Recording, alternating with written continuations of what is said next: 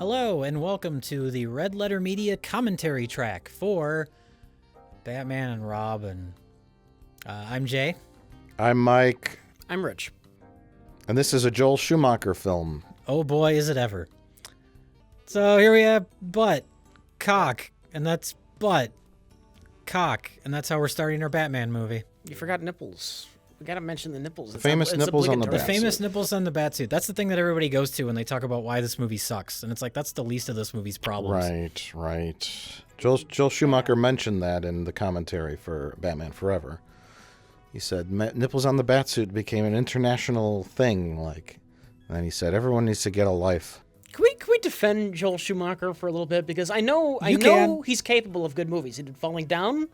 He did Lost Boys. I love the Lost Boys. I mean, is this movie really just kind of a studio monster where they wanted campy, child-friendly Batman? Yes. I think they're equal to blame.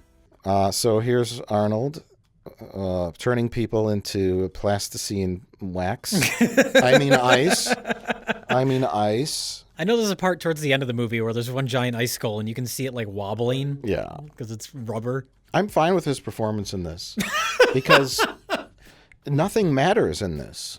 Like there is nothing that's of any consequence. This scene is totally out of the 1960s Batman.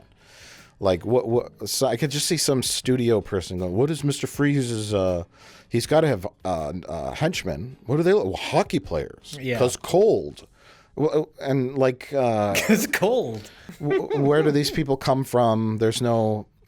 Yeah, he did that in they did that in the last Batman movie too, where it's like everyone just has henchmen, and why?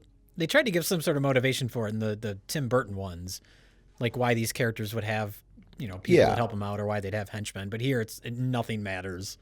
My theory is that some executive, it was only familiar with the 60s Batman, grew up with Adam West, and was just confused by the Burton movie, and he.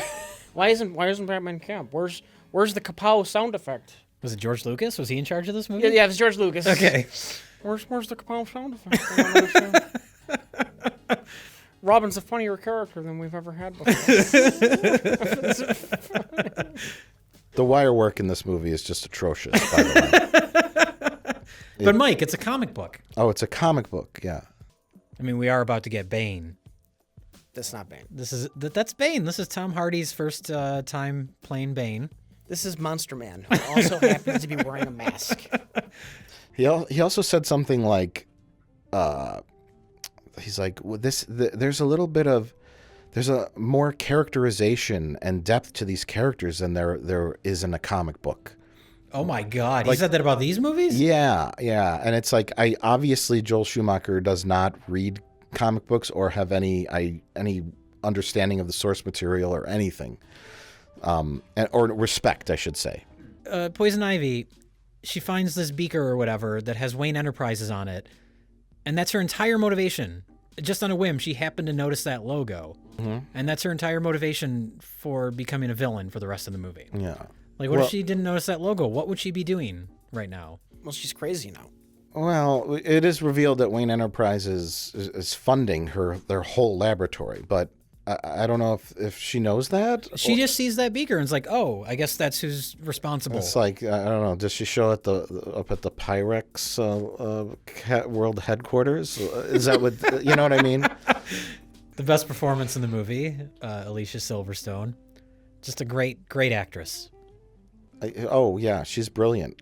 She's one for the ages. Yeah, but that's a case of they didn't cast any. I mean, first of all, Batgirl shouldn't be in this movie, but they didn't cast like anyone that would be right for They just cast her because she was super huge at the time. Chris O'Donnell was big at the time. It was a demographic thing. Yeah, exactly. I don't want to see that. I'm a 14-year-old girl. I don't want to watch Batman and Robin. Oh, the clueless girls in it. I'm going to see that. That's the most accurate impression of a teenage girl I've ever heard. Thanks. Oh, no. Oh, no. It's one of these scenes. We have a 20-minute long introduction of whatever this is. Isn't it convenient that it's a jungle theme party and their villain is Poison Ivy? Oh, God. But she shows up in a giant monkey costume.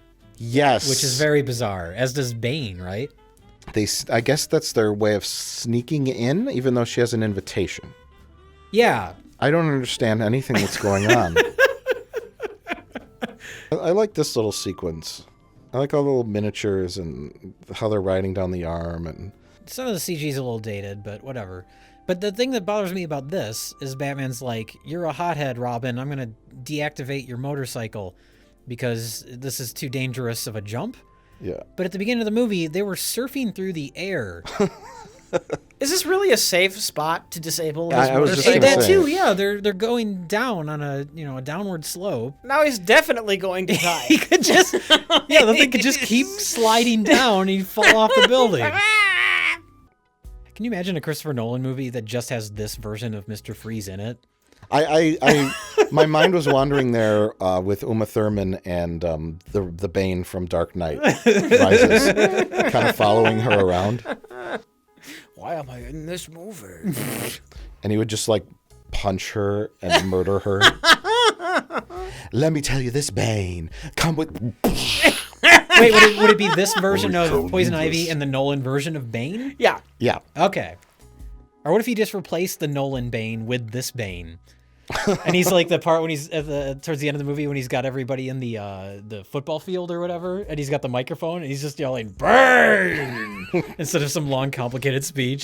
Grawr! Who is that? Why do you keep making ice puns? Oh my God! The end with the rubber lips. Do you remember that? Yeah. It just peels up. It's so terrible. Rubber lips? Robin that's kiss- how Robin foils Catwoman, Poison Ivy. Yeah. By having rubber, he has rubber over his lips. I don't remember that. But he only Yeah. peels it off the top lip, and it just looks like, I don't know what it looks like. It's just a thin layer of something. What he really needed was like those wax lips that you buy. Like Those comical fake lips, yeah. it just cuts back, and he's just wearing them, and we didn't notice it before. Wax lips. He's got 3 more stages of the disease before he dies. He'll last another 10 years. Just keep Considering he's already 90, that's pretty good. him away from the pizza. Yeah, like what is this shit? It's like the launch codes. What is happening? Like things are just falling from the sky. So she's like laughing and Yeah. smiling. What is this? And there's She's the ma- logo from she's- the movie. Yeah. Oh, he's trying to act. He looks down. Look at George Clooney's face. It's the oh god, someone just farted. But I'm going to try to be polite. He's face. he's the butler. Does he have to keep changing his own sheets? I told you he puts the button butler. Oh no, not again. Oh, here's another one. Oh, I just changed those. Oh my god, I hate him. I hate everything in this movie. I programmed my brain algorithms into the Bat computer. Created a virtual simulation. This is just nonsense. So that I can be a slave for eternity. I think this is really why they introduced Batgirl is because they couldn't have Batman and Robin like fighting. Beat up a woman. Yeah, they couldn't have them punching Poison Ivy. But what's happening here? She's being eaten by a cabbage. But that was like her throne. Yeah. I Why don't know. does it suddenly eat her? So he's just freezing Gotham. What happens with the satellites?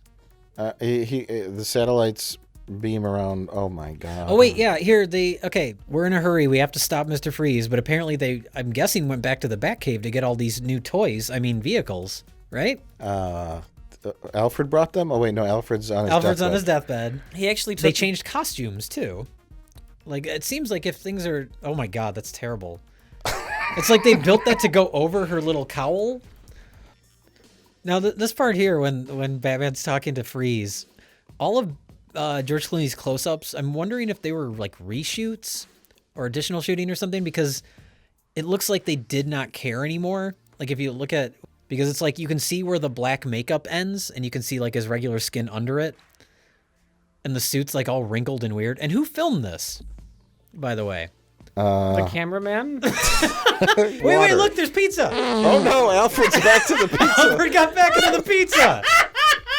He's gonna get McGregor's disease again. That old fool never learns. Oh no, we used the last 2 vials. We can't cure him again.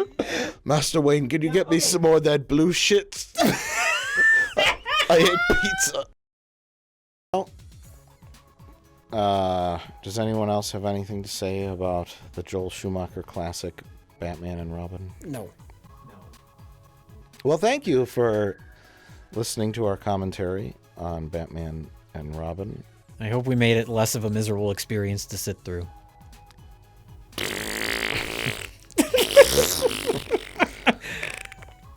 Thank you, and good night.